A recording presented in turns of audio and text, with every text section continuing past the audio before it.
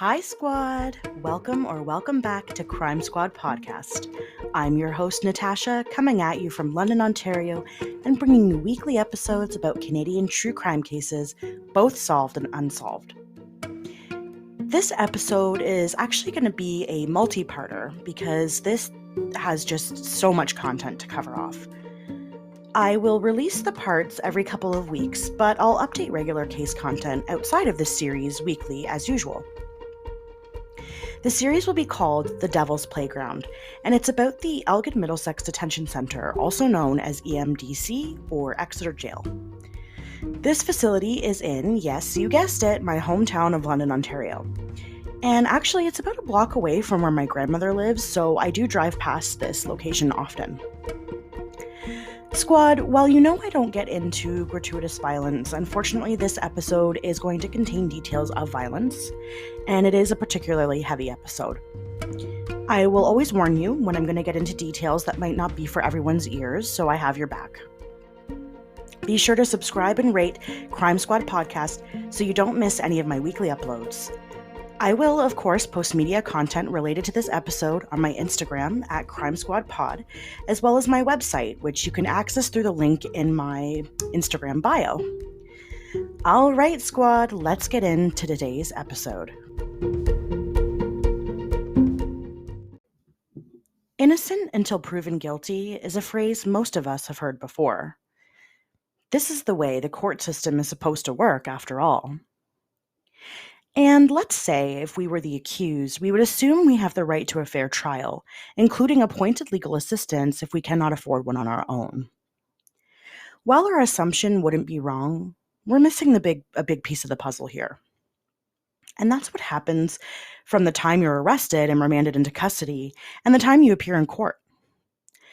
In Canada, the justice system works as follows.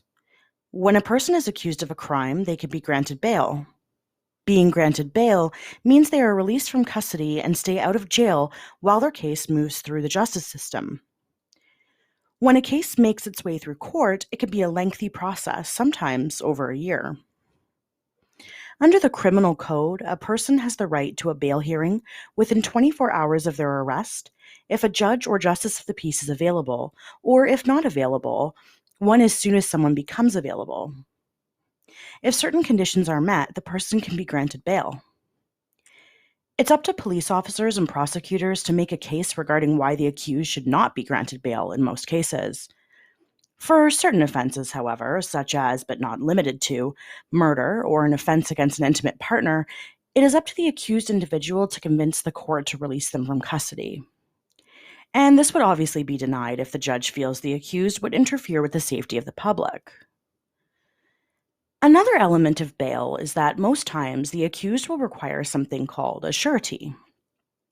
And this is a person who promises to supervise the accused's behavior and also put up a specific amount of money if the conditions of the bail are breached by the accused.